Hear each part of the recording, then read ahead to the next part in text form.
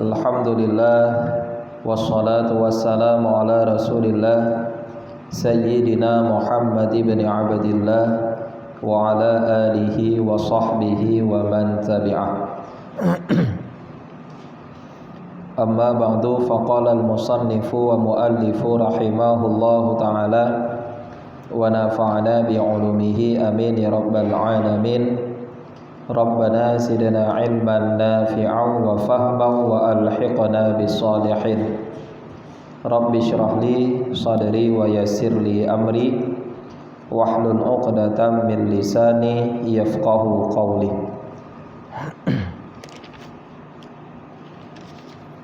Wa syurita fi zawjati ayil mankuhati khuluwun min nikahin wa iddatin wa ta'yinin.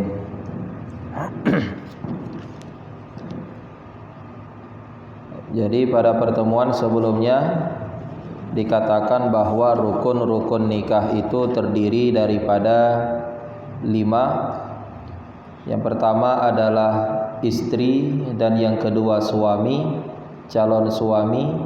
Kemudian yang ketiga adalah wali, yang keempat adalah saksi 2 orang, dan yang kelima adalah sighat, ijab daripada wali dan kabul daripada calon suami.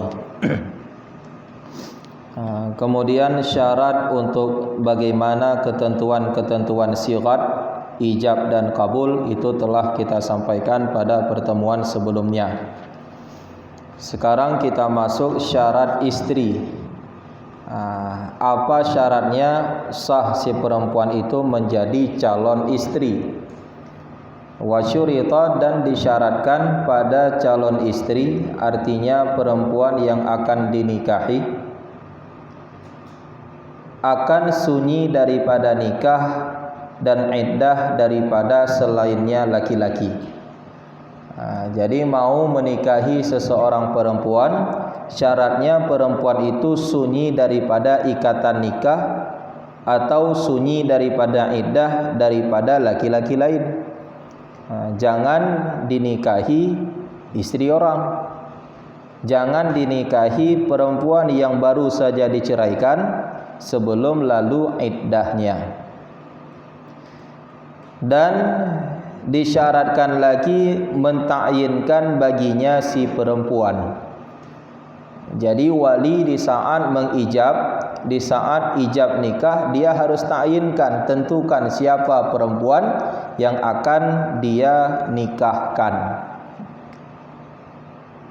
Maka bermula kata-kata zawwajtuka ihda banati, itu batil walaupun beserta isyarah. Dibilang sama wali, saya kawinkan kepadamu salah satu daripada anak perempuan saya. Berapa orang anak perempuannya?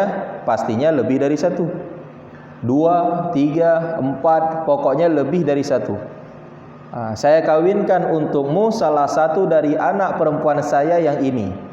Mereka 4 misalnya, ada 4 anak perempuan, 4 duduk di samping wali. Sehingga ditunjuk terus sama walinya, salah satu dari mereka 4 saya kawinkan untukmu. Ini tidak sah. Kenapa?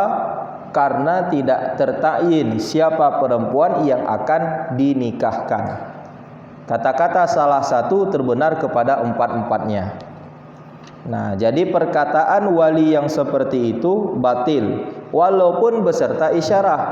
Walaupun dia bilang ini, tapi waktu ditunjuk ini ada 4 orang. Makanya ini batil, tidak sah. Dan memada oleh ta'yin dengan sifat atau isyarah. Seperti kata si wali, zawwajtuka binti, saya kawinkan untukmu anak perempuan saya. Padahal tiada baginya wali selainnya si anak perempuan tadi, enggak ada anak lain. Dia anaknya tok 1 orang. Jadi waktu ijab dia langsung bilang, saya kawinkan untukmu anak perempuan saya. Itu sah. Enggak disebutkan lagi nama, sah. Karena memang dia hanya punya anak perempuan 1.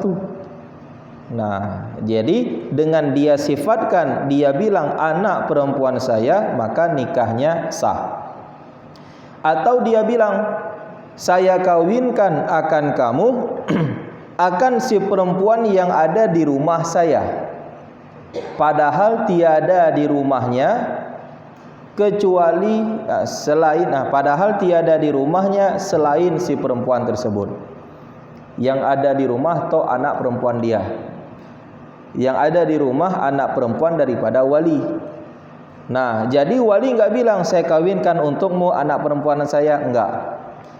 Dibilangnya saya kawinkan untukmu akan perempuan yang ada di rumah saya.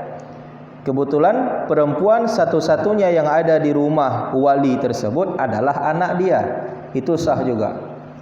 Itu namanya sighat ijab nikah yang mentakyinkan si perempuan lewat isyarah. Nah, dengan dia bilang tadi perempuan yang ada di rumah, itu menentukan berarti perempuan itulah yang dinikahkan.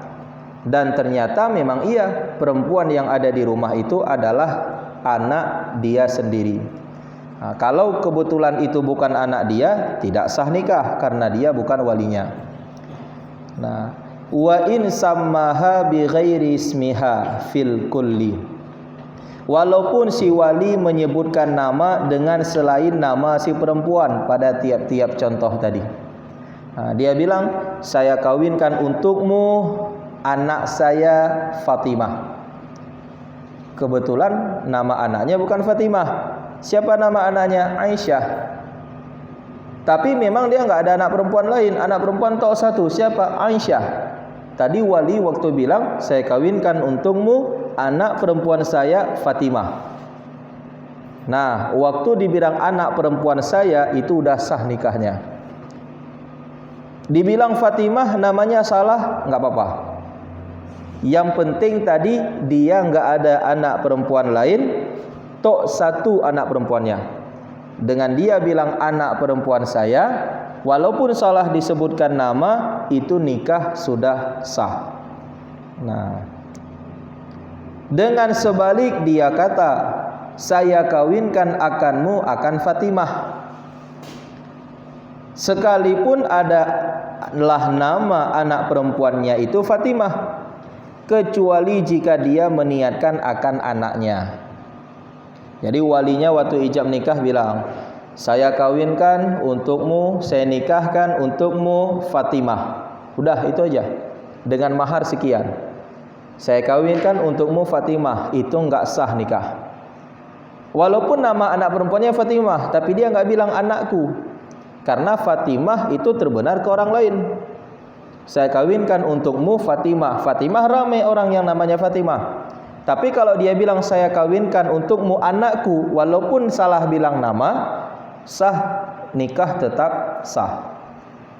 Nah, jadi kalau dibilang saya kawinkan untukmu Fatimah, enggak bilang anak saya, itu enggak sah, walaupun nama anaknya Fatimah. Nah, jadi kata-kata anak saya itu sangat penting. Saya kawinkan untukmu anakku, bilang nama atau enggak bilang nama, kata-kata anakku itu sangat penting. Karena waktu dibilang anakku, apalagi dia enggak punya anak perempuan lain, itu sudah sah nikahnya. Kecuali banyak anak perempuan semua.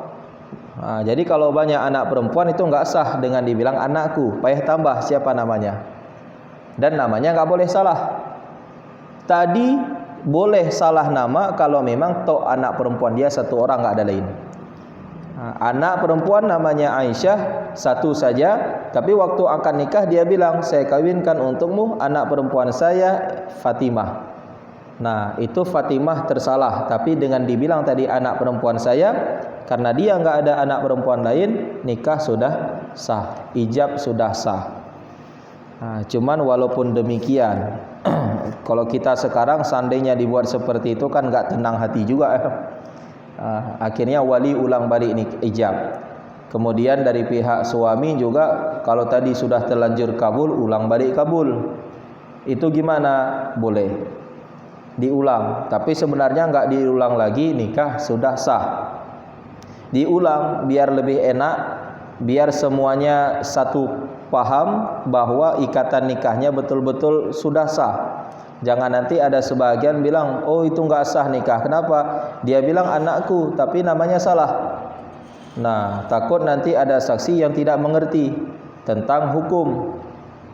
Jadi jangan sampai ada beda-beda persepsi orang. Maka katakan ulanglah sekali lagi, boleh, enggak masalah. Nah, jikalau berkata ianya seseorang, aku kawinkan akanmu akan anak perempuan saya yang tua, dan menyebutkan dia akan namanya dengan nama anak perempuan yang masih kecil. Dia punya 2 orang anak perempuan, kakak adik. Dia bilang saya kawinkan untukmu anak perempuan saya yang tua, tapi waktu disebutkan nama adik. Nah, niscaya sah nikah pada yang tua. Walaupun dibilang nama adik, tapi yang dinikah, yang sah ikatan nikah dengan si kakak. Kenapa? Karena bahwa sungguh tua itu sifat yang berdiri pada zatnya dengan sebalik nama. Maka didahulukan di atasnya sifat tua di atas nama. Jadi kalau nama orang itu kan bisa berubah-ubah. Sekarang dia bisa dinamakan Fatimah, tapi nanti kadang suatu saat berubah pikiran mau diubah namanya, sah-sah saja. Kita juga nama kita mau diubah, sah-sah saja. Oh ribet kali tunggu urusan dengan negara misal. Tapi intinya kalau mau ubah nama boleh. Tapi kalau sifat kan nggak bisa diubah. Kakak sekali-kali mau jadi adik nggak bisa. Adik sekali-kali mau jadi kakak nggak bisa.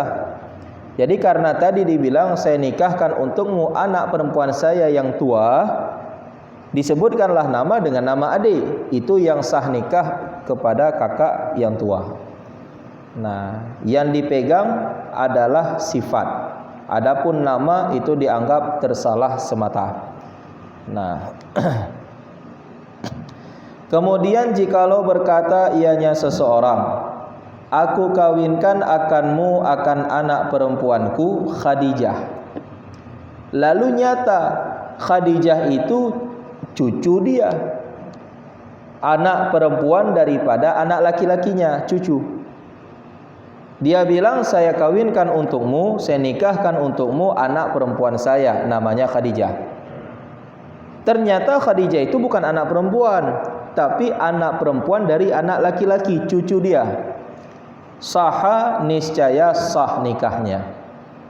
Sah jika dia meniatkan si Khadijah cucunya atau mentakyinkan Khadijah tadi dengan isyarah dia tunjuk. Kenapa sah? Karena posisi dia sah menjadi wali. Karena kan wali si perempuan itu ayahnya, kalau dia punya ayah. Seandainya enggak punya ayah, maka kakek dari ayah, ayah-ayah. Jadi si ayah-ayah itu dia waktu ijab dia bilang, saya kawinkan untukmu anak perempuan saya. Padahal bukan anak tapi cucu perempuan dari anak laki-lakinya. Nah, dibilanglah nama Khadijah. Dan keturunan dia yang ada Khadijah itu memang satu orang. Cucunya Khadijah itu memang satu orang. Maka sah nikahnya.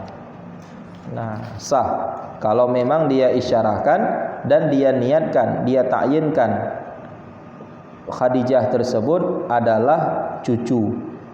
Cuma secara lafaz saja yang dia bilang binti, anak. Nah, kecuali cucu dia tidak ada yang bernama Khadijah, atau cucunya banyak yang namanya Khadijah. Kalau cucunya banyak yang nama Khadijah, maka tidak sah. Kenapa? Karena tadi tidak tertakyin. Saya kawinkan untukmu anak perempuan saya, Khadijah. Waktu dilihat anak, enggak ada anaknya Khadijah. Lihat cucu ada, tapi rame. Kalau rame berarti tidak tertakyin. Jikalau tidak tertakyin si perempuan, maka tidak sah nikah. Nah, jadi syarat untuk menikahi si perempuan, yang pertama, si perempuan itu jangan ada ikatan nikah dengan laki-laki lain. Dan yang kedua, ditentukan siapa perempuan tersebut. Jangan sampai salah orang. Kemudian syarat yang berikutnya, adamu mahramiyatin bainaha wa bainal khatib. tiada mahramiyah antara si perempuan dan antara khatib, laki-laki yang meminang dia. Calon istri dan calon suami jangan mahram. Siapa mahram? Mahram itu adalah orang yang haram untuk dinikahi. Nah, jangan mahram. Kalau mahram maka berarti nikah tidak sah. Mahram baik dengan lewat nasab, keturunan. Ya. Siapa mereka? Yaitu perempuan-perempuan kerabat, saudara, kecuali anak daripada umumah dan khuulah. Umumah saudara atau saudari dari ayah. Khuulah saudara atau saudari daripada ibu. Khuul atau khal atau khali. Khali itu abang ayah atau adik ayah. Anaknya itu bukan lagi mahram. Nah, khali abang ibu atau adik ibu. Ami, amun itu baru abang ayah atau adik ayah. Am. Nah, jadi kalau masih perempuan itu bibinya, adik ayahnya, kakak ayahnya, atau adik ibunya, kakak ibunya, itu mahram.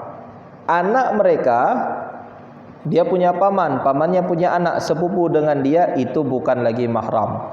Perempuan yang seperti itu sah untuk dinikahi. Jadi selain sepupu, atas nama perempuan-perempuan yang ada ikatan kerabat dengannya, itu mahram semua, kecuali sepupu. Dan seterusnya, kalau udah jauh berarti ya semuanya itu bukan lagi mahram. Anak daripada sepupu, cucu daripada sepupu, atau beda kakek kan udah jauh juga. Jadi kalau misal udah sepupu, itu berarti bukan lagi mahram, ajnabi. Kalau mau menikah dengan sepupu sah, cuman tidak baik. Untuk masalah itu sudah pernah kita sampaikan. Sah nikah, tapi kalau kerabat sangat dekat enggak baik. Bagusnya cari kerabat yang kerabatnya jauh. Saudara memang, tapi saudara jauh, jangan saudara yang dekat. Karena kalau kawin dengan saudara dekat, itu bisa membuat keturunan-keturunan yang kurang pikiran. Itu dibilang di belakang ya. Maka pada ketika itu haram menikahi ibu. Siapa umun? Dianya umun adalah man waladatska, perempuan yang melahirkan dia akanmu, itu ibu namanya.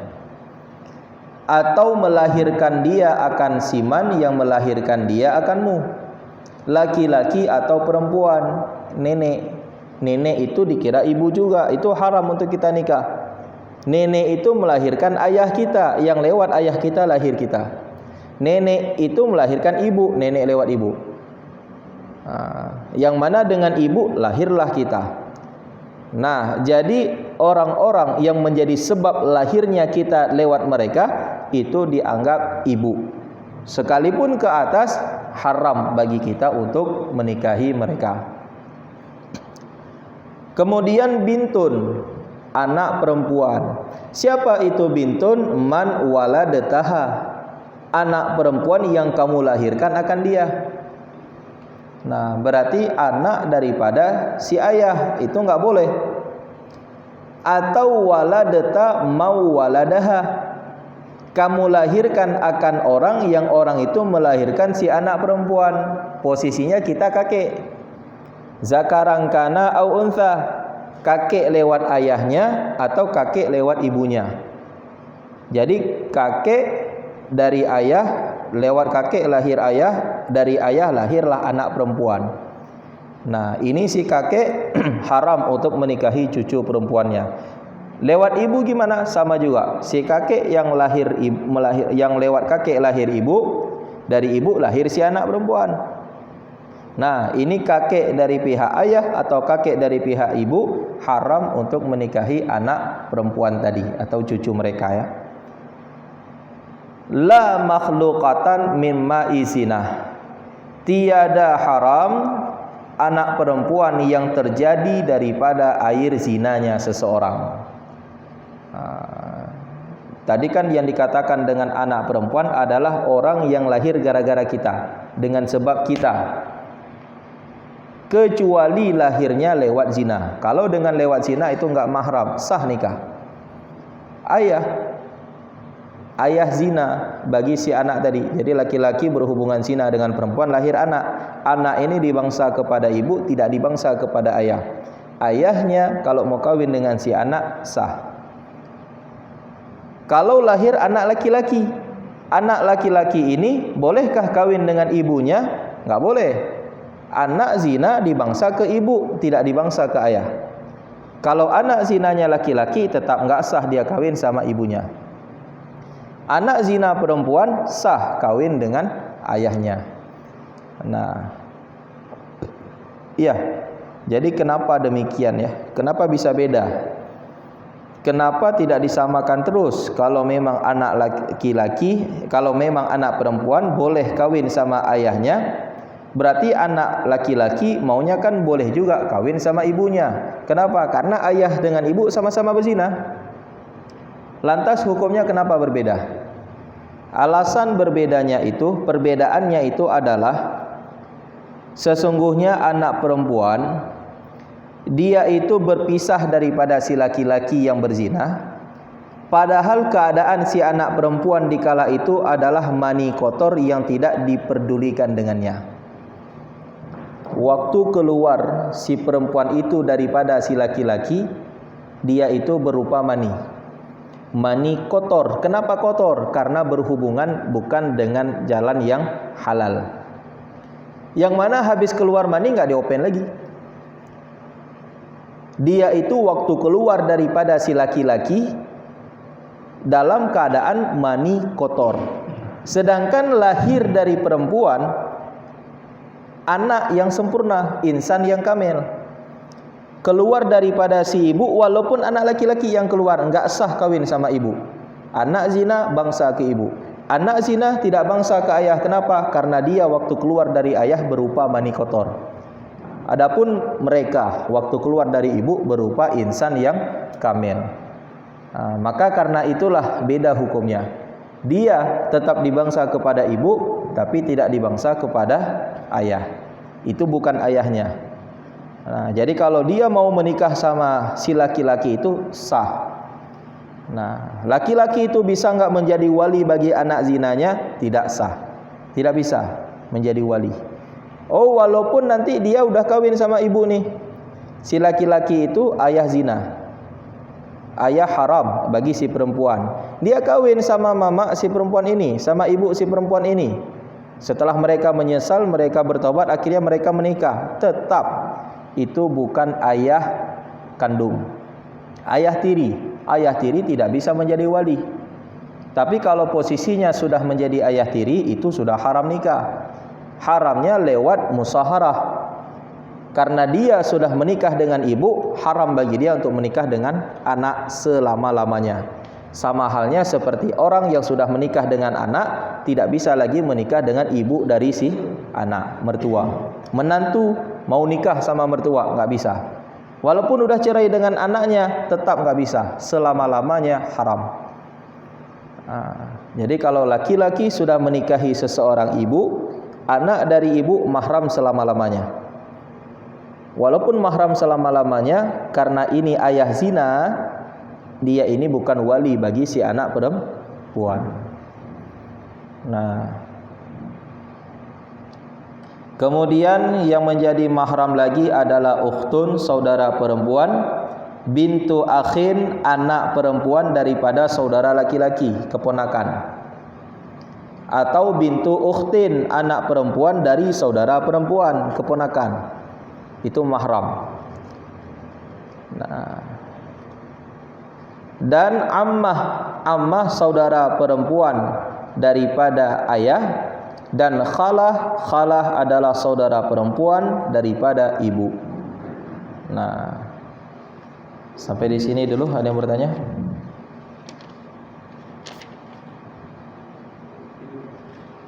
Ya, Pak. Waalaikumsalam.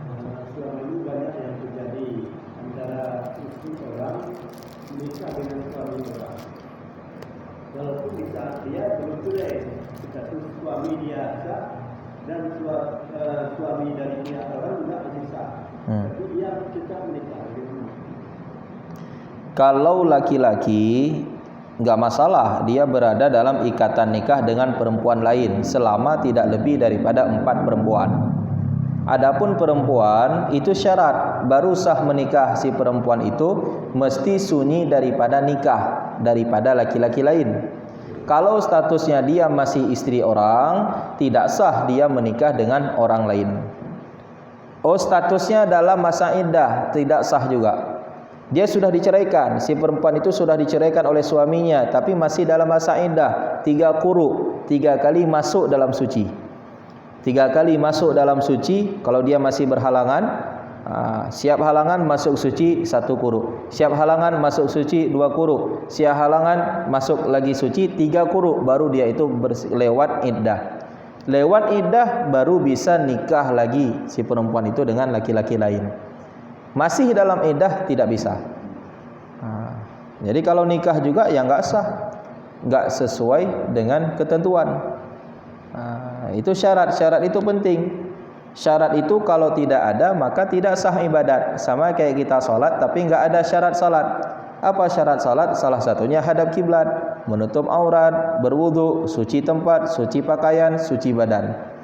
Nah, jadi kalau seandainya kita salat enggak ada syarat satu saja, maka salat tidak sah. Nikah juga demikian. Atas nama ibadat, untuk sahnya ibadat harus lengkap syarat dan rukun. Kurang satu daripada syarat dan rukun, maka nikah tidak sah. Ibadat secara umumnya itu tidak sah. Nah, bagaimana hukumnya mahkamah syariah langsung memutuskan dasar suami dia belum cerai? Ini masalahnya mereka ada keributan atau hal-hal yang membuat rumah tangga si perempuan itu nggak baik lagi. Suami belum keluar kata-kata menceraikan si perempuan, tapi mahkamah langsung mengambil keputusan untuk menceraikan mereka. Nah, itu berbicara tentang keputusan hakim, keputusannya mutlak. Berarti kalau hakim sudah ambil keputusan, status si perempuan itu memang sudah bukan lagi istri dari laki-laki sebelumnya, tapi masih iddah kalau memang baru diputuskan oleh hakim. Kapan diputuskan oleh hakim? Mulai dari saat itu berlaku iddah bagi si perempuan. Nah, jadi kan berbicara tentang berpisah suami istri, kalau talak cerai itu ada pada kekuasaan suami. Fasakh itu ada pada dua-duanya. Istri boleh juga fasakh kalau ada sebab-sebab fasakh. Ada sebab-sebab fasakh pada si suami, sehingga istri bisa saja dia mengambil keputusan berpisah dengan suami. Oh, suaminya nggak mau pisah, istri tetap bisa, tapi caranya lapor dulu kepada KUA, qadhi, dan diputuskan oleh hakim. Salah satu sebab untuk boleh fasakh adalah suami, kita bilang impoten, suaminya lemah syahwat. Itu istri boleh dia lapor kepada KUA untuk dipisahkan dia dengan suaminya. Atau suaminya, kita bilang nggak ada lagi kemaluan, kecelakaan atau apa, pokoknya kemaluannya nggak ada lagi. Itu istri boleh langsung lapor ke KUA untuk dipisahkan dengan suaminya. Walaupun suaminya nggak mau cerai, istri tetap ada hak untuk fasakh. Atau sebab lain, suaminya itu ada penyakit menular yang sangat membahayakan, kusta atau baras. Kusta model luka-luka di jari atau di sendi-sendinya, biasanya bisa copot jarinya, copot sendinya. Itu penyakit yang berbahaya. Kalau ada pada suami seperti itu, istri bisa minta langsung fasakh. Baras, putih-putih, supak yang ada di tubuh si suami, yang pada putih itu tidak bisa mengalir darah. Nah, itu juga salah satu penyakit yang berbahaya. Kalau seandainya istri minta fasakh boleh. Suami nggak mau cerai, istri boleh minta fasakh. Oh, suami gila, satu lagi, istri juga boleh minta fasakh. Suami gila, kan nggak bisa dia ceraikan istrinya. Yang putuskan perceraian mereka adalah hakim. Nah, kalau punya sebab-sebab fasah, hakim boleh mengambil keputusan untuk memisahkan terus mereka. Atau ada perkara lainnya. Perkara lainnya mereka ribut, selalu saja ribut. Udah dibuat perjanjian untuk damai, tapi lama-lama ribut lagi, sehingga permasalahan ini sudah sangat panjang. Suami enggak pulang lagi ke rumah, enggak berikan lagi nafkah batin dan juga zahir kepada istrinya. Istri juga dia itu langsung lapor kepada hakim. Kenapa? Suami enggak pulang-pulang lagi ke rumah, enggak kasih nafkah zahir dan juga tidak kasih nafkah batin. Nah, ini hakim kan ada jalannya sendiri. Cari cara suami itu harus mau pulang karena nafkah wajib. Kasih nafkah zahir, kasih nafkah batin. Suami enggak mau pulang. Kemudian qadhi minta kepada suami, ceraikan dia. Suami juga enggak mau ceraikan. Kalau memang ini berlanjut terus, istri enggak pernah dapat nafkah, sedangkan anak perlu diberikan biaya sekolah, biaya makan. Dikala sudah tiba waktunya, ditunggu oleh hakim, si suami belum juga mencerai-cerai, maka hakim bisa langsung ambil keputusan memisahkan mereka berdua. Nah, itu ada tahap-tahapnya. Intinya kalau sekarang kita pegang dengan keputusan hakim saja. Kalau hakim sudah ambil keputusan, walaupun suami tidak katakan cerai, pegang dengan keputusan hakim. Berarti statusnya si perempuan itu sudah tidak lagi bersuami. Nah, ya. Dipisahkan sama orang tua. Orang tua tiada hak untuk memisahkan ikatan nikah anaknya dengan orang lain.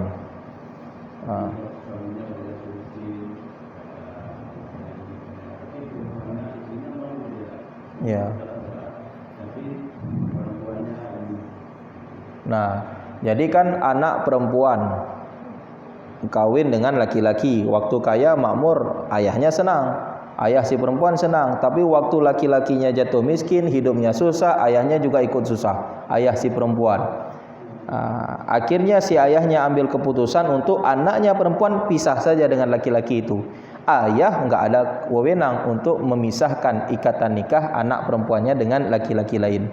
Kalau memang anak perempuannya masih suka, masih mau menerima laki-laki itu apa adanya, laki-laki itu juga dia tetap berusaha. Walaupun miskin seandainya sanggup beri nafkah kan wajib juga kasih nafkah. Dan nafkah miskin enggak sama dengan nafkah orang kaya. Nafkah tetap ada sedikit. Nah, jadi suaminya tetap berusaha memberikan nafkah zahir dan juga nafkah batin. Kalau memang suami ini masih sanggup menjalankan kewajibannya, istri juga bisa menerima suami apa adanya, ayah ini enggak ada hak untuk memisahkan mereka. Kalaupun mereka udah ribut juga, mereka udah tidak saling cocok, ayah atau orang tua dari istri juga enggak ada hak untuk mengambil keputusan memisahkan mereka. Yang memisahkan mereka itu kalau permasalahannya sudah terlalu panjang, seperti kita bilang tadi, adalah hakim, qadhi. Orang tua enggak bisa dan tidak jatuh kalau diucapkan talak, cerai oleh si ayah perempuan. Sampai ke hakim, itu diminta oleh si ayah. Ayahnya minta untuk pisah. Hakim enggak bisa langsung ikut ayah. Karena yang menjalankan rumah tangga itu si anak perempuannya dengan laki-laki lain. Hakim enggak bisa ikut langsung keputusan si ayah. Ini rumah tangga anak perempuan tadi dengan laki-laki lain. Ayah perempuan minta mereka ini diceraikan saja, mintanya ke hakim. Hakim enggak bisa turutin ayah. Kalau hakim turutin apa maunya si ayah, hakimnya salah. Hakimnya salah. Hakim enggak boleh seperti itu. Jadi sebenarnya untuk menjadi hakim ini banyak sekali ilmu yang harus dipelajari.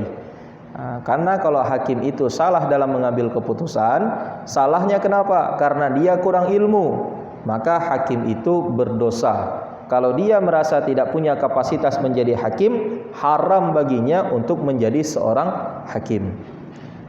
Karena hakim itu kan, kalau kata Abu Nawas, sebelah kaki udah masuk dalam neraka. Makanya Abu Nawas dulu beliau enggak mau jadi qadhi, padahal beliau anak daripada qadhi yang sangat masyhur dengan keadilan, dikenal dengan Qadhi Husain. Abu Nawas anak daripada qadhi yang sangat adil. Beliau enggak mau menjadi qadhi seperti ayahnya. Kenapa?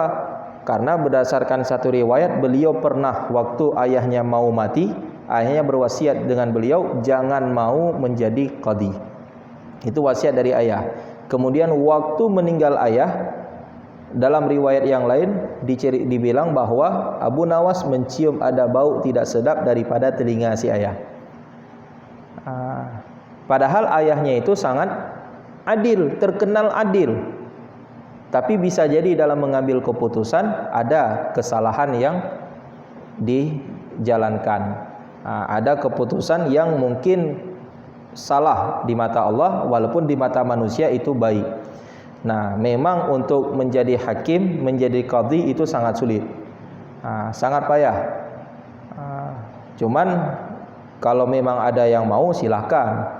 Kalau itu dibebankan kepada kita, maunya orang lain saja, jangan kita. Karena untuk mengambil satu keputusan itu sangat sulit. Nah, ya gitu ya. Kalau misal kita nggak punya ilmu, sulit. Makanya Abu Nawas ceritanya itu kenapa beliau buat diri kayak orang-orang nggak waras. Itulah alasannya, supaya Harun ar-Rasyid tidak mengangkat beliau menjadi qadhi. Karena Harun ar-Rasyid sultan waktu itu maunya Abu Nawas yang jadi qadhi, meneruskan ayahnya. Tapi beliau nggak mau. Beliau buatlah dirinya seperti orang-orang yang kurang akal. Padahal Abu Nawas itu sangat pintar orangnya.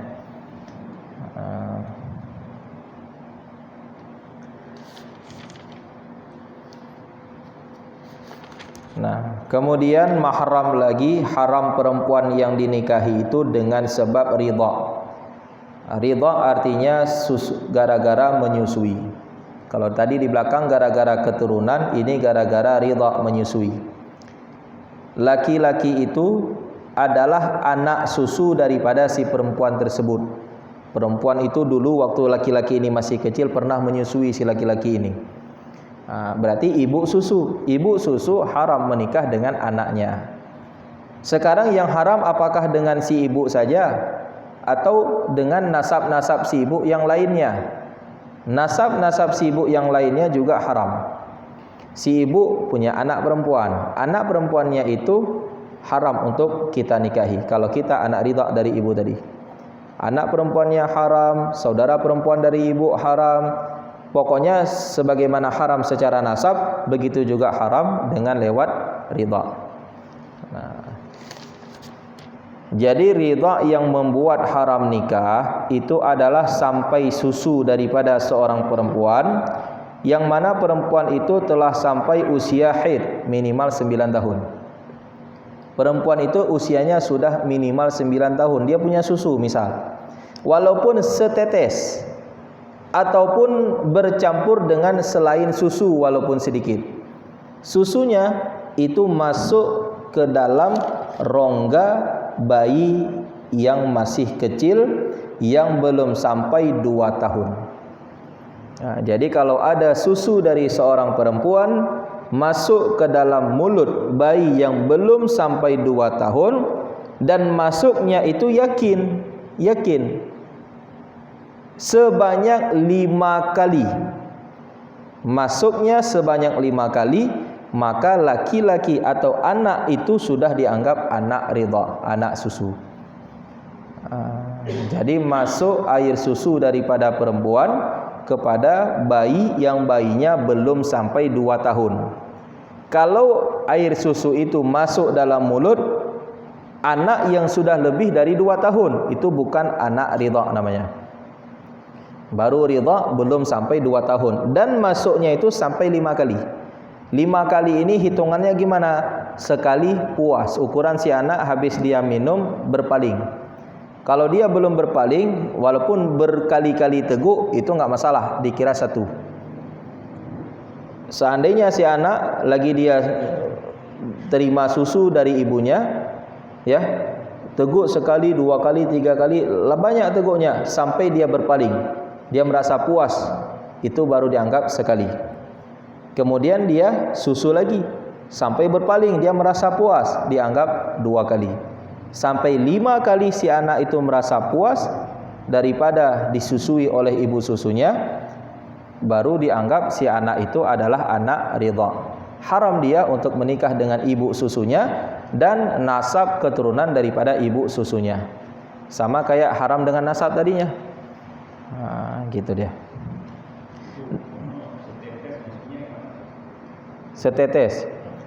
Setetes itu kan bisa jadi memang cuman setetes air susu yang masuk ke dalam mulut si anak. Kemudian anak itu berpaling. Atas nama dia sudah berpaling, itu dianggap satu. Masuknya satu tetes atau masuknya sampai berkali-kali, banyak. Sekali paling itu masih satu. Nah, gitu tadi. Walaupun setetes, tapi 5 kali. Berarti bukan satu tetes dibagi 5 lagi ya. Tapi memang satu tetes masuk. Berpaling itu 1 kali. Kali kedua masuk lagi air susu ke dalam mulut si anak. Berpaling si anak 2 kali.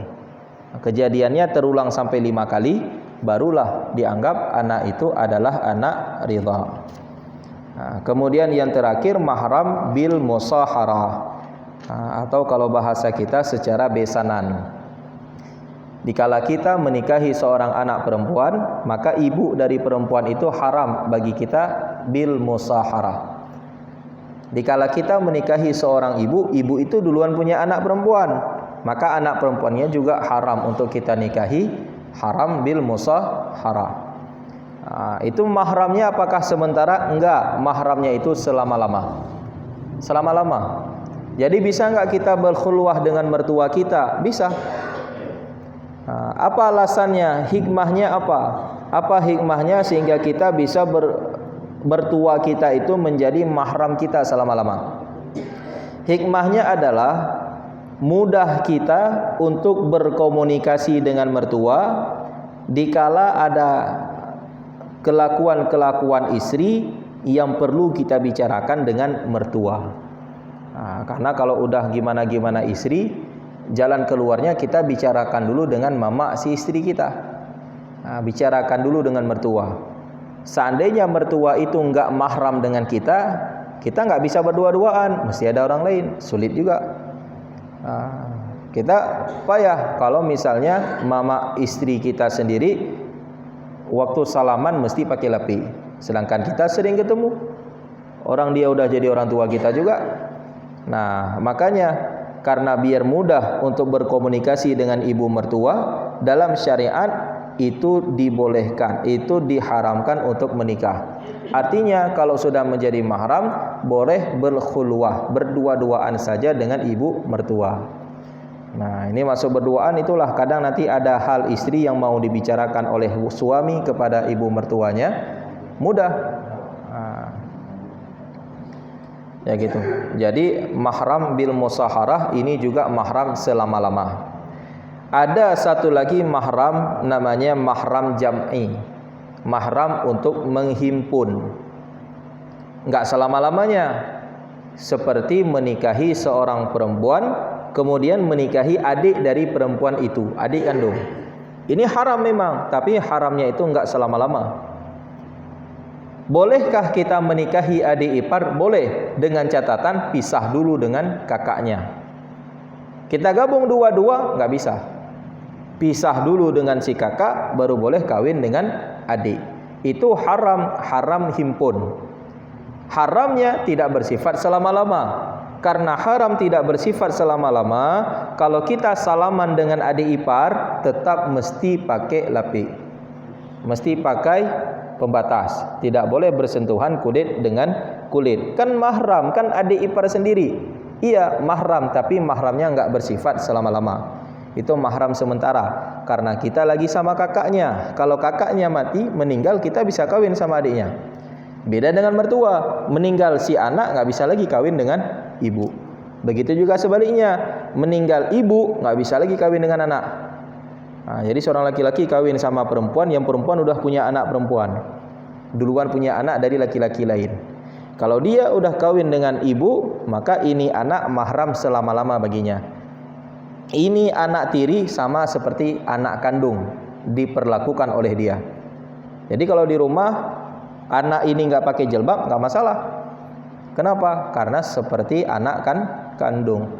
Dia sudah menjadi mahram bil musaharah selama-lamanya. ya gitu. Yang mahram sementara itu dengan ipar. Jadi kalau dengan ipar nggak bisa bersentuhan, tidak pakai dengan lapiknya. Nah.